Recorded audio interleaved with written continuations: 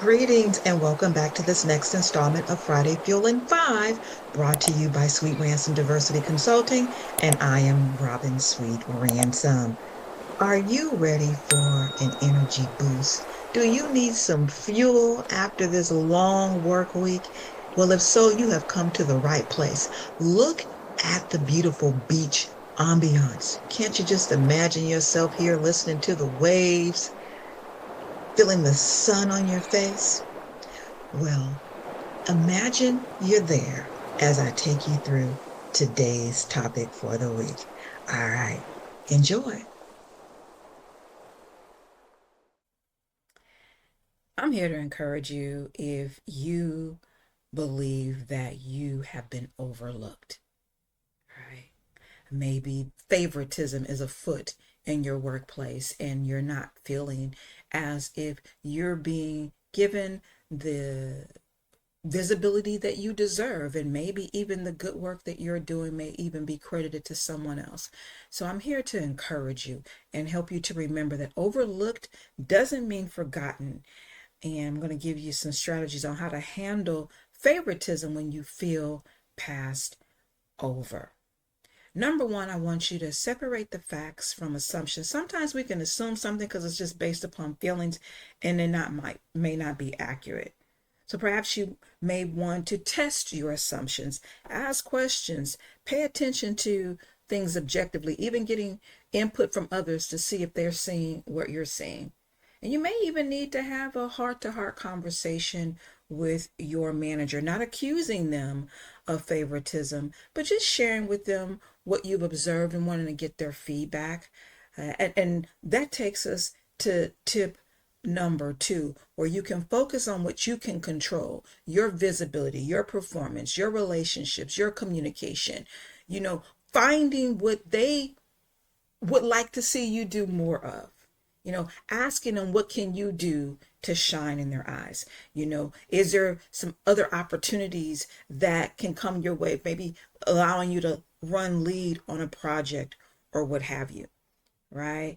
And then tip number three, asking for feedback instead of silently building resentment. Check in with them, you know, hearing what they have to say about a job that you believe that you've done well, and getting their input, right? And so in that way, you can change the focus from focusing on the other person, and maybe you even think about, hey, how this person is being played up as the greatest thing since sliced bread, and you don't see it that way, and focus on how you add butter to that bread.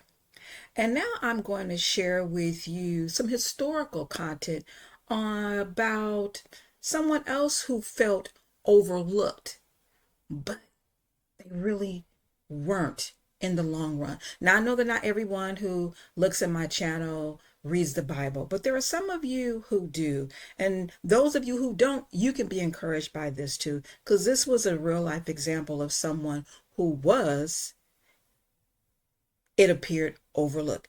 That was David. David, when he was a young shepherd boy, he was overlooked even by his father. There was the prophet Samuel who came through. God told him to anoint the next king of Israel. And so he went to this man, Jesse. He said, hey, God told me to anoint someone here to have a feast with you who's going to be the next king of Israel. So bring me all your sons. And so he brought him 7 sons, and none of them were who God chose. And then he knew he didn't hear God wrong when God told him to go to this household. So then he said, okay, do you have any more sons? Are these all your sons? Because none of these are whom God has chosen. And then Jesse says, oh yeah, I forgot. I got the youngest one. He's out there in the field. And then Samuel said, well, bring him, because we're not going to get started in eating until he comes. So this is a real life example of how David was overlooked by his own father, his family. And it took someone from outside of the department, so to speak, so that might be where you're going to get your praise from, to acknowledge, hey, we need to see this person. We need to hear from them. Sense some greatness in them. And then later, David was anointed to be king of Israel. Now, he didn't become king right away. He had some waiting time in between there, several years.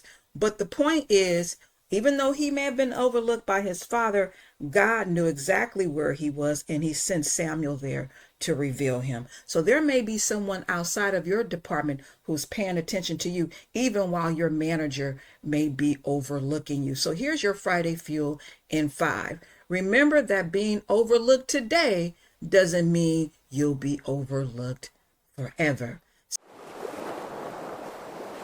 So do you feel a little better? Did you get the energy boost you needed to get you ready for your weekend? Well, I'm glad you did. Enjoy that weekend and remember to come back. And in the meantime, jump on over there to Sweet Ransom Diversity Consulting and check out our Workplace Insight blogs. We drop something fresh and new just for you. All right, see you soon. It's wonderful to work with people, right? Whether you're in the medical field or whether you're in the corporate world, we need each other to make things go smoothly, right? And it's wonderful when collaboration leads to results. But what happens when we're no longer collaborating, but we are in conflict, right? Do we just walk away and hope that avoiding conflict changes things? Well, at SRD, we help teams turn everyday tensions into opportunities for collaboration, stronger communication, and better results. Because when conflict is handled well, it doesn't divide teams, it strengthens them. So what's going on in your workplace? Are you having problems with communicating effectively with your team? If so, give us a call because we want to help you to turn that conflict into collaboration and yes, cash. See you soon.